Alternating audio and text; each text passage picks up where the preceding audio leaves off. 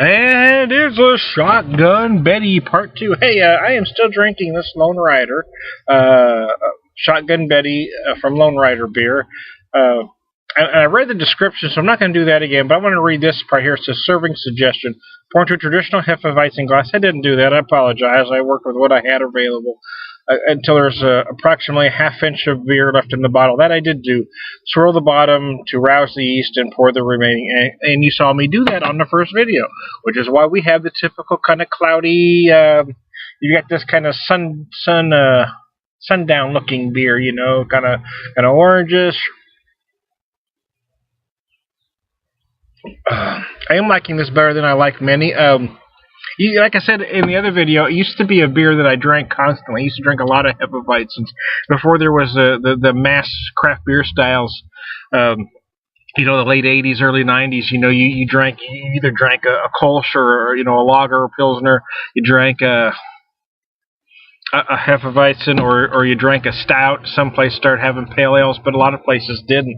These were kind of the early precursors. Almost everybody did a stout when the brew pubs anyway, a lot of the early craft breweries.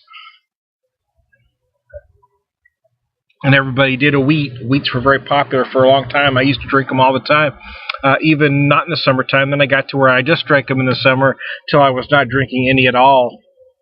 This is actually the first one I've had in a while. It is very tasty. And perfect for this weather. So I am out here on my patio, as you can see. I am doing some grilling behind me. I'm actually doing some homemade bacon burgers, and what I mean by that is I'm not doing a typical bacon burger. I had some. I picked up some ground sirloin at the store, some 93.7, and I ground my own bacon up and mixed it in. So I've got these nice little bacon burgers. I added some fat to that beef, and I'm going to have some bacon cheeseburgers here. Kind of going old school. Oh, an old school, baby. I'm going old school, baby.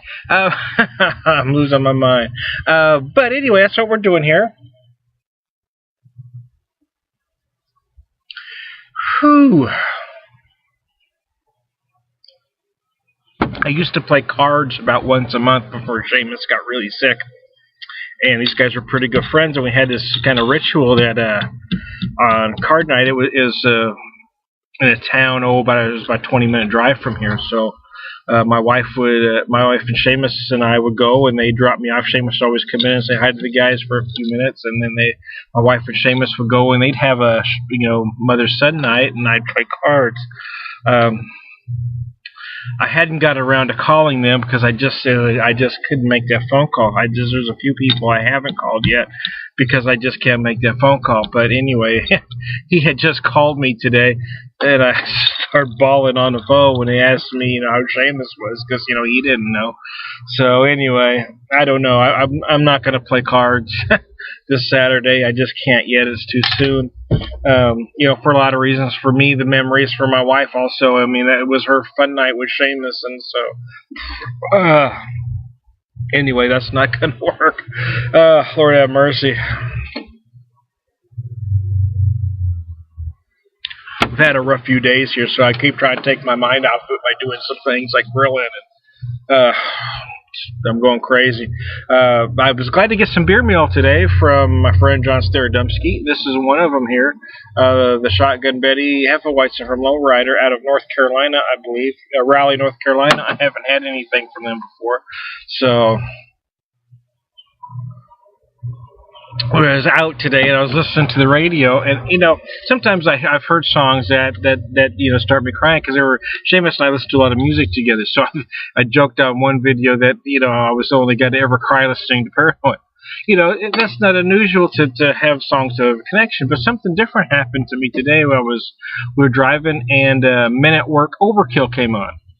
Song had no connection with Seamus at all, but for some reason I started singing to the song because I remembered it, and then I started bawling like a baby, man. I just started crying, especially when I got to the part where it says, "Go disappear and fade away." I'm doing it again. As soon as I get to that point, my eyes start My eyes start welling up, and I don't know why, because that song has no connection to Seamus, but for some reason those lyrics are extremely haunting me today. They're just haunting me. I can't get them out of my head. The song is just, it is in me right now.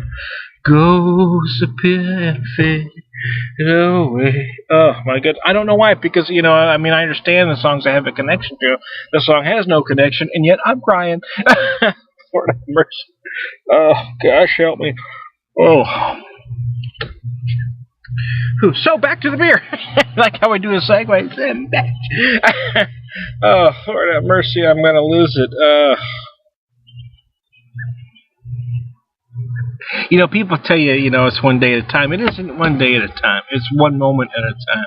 You know, you don't have one full day of where you don't get sad. You know, you just don't. So you take it one moment at a time. You try to have less sad moments each day, and it doesn't always work that way. But it's not one day at a time. It's one moment at a time. You're getting through one moment at a time. And, you know, I'm just trying to get to the next day, and then hope it gets better. Just to, you know, and it's not even enough to notice, but you're hoping just those little, you know, just little micro bits, you know, just start adding up to where at some point it just doesn't hurt so bad. But boy, it's just still just a constant pain. It just hurts all the time. But sometimes beer helps a little bit, especially when I get beer in the mail from a friend. You know, I asked him what he'd like sent back, and he didn't mention anything yet, but he said, oh, I got plenty of beer, so don't hurry, send it back to me. You love friends like that. I will get him some good beer, though, but so if he's not in a hurry, I'm going to wait to see if maybe he has a request at some point, but I'm going to start gathering stuff together I think he will like. So anyway, this is Best Before, I think it says 7/1 of 2013. So, you know, when I get beer, I usually like to sit on them for a few days and don't dive right into it. But it was so hot and I was grilling to death that, man, I am going to dive into this one. So, hey, thanks, John, for sending this to me. I'm sorry that I got sad in this video. Lonerider, Hefeweizen, Shotgun Betty. Holy cow. I'm getting out of here. Just stopping a beer whisperer. I'll be back.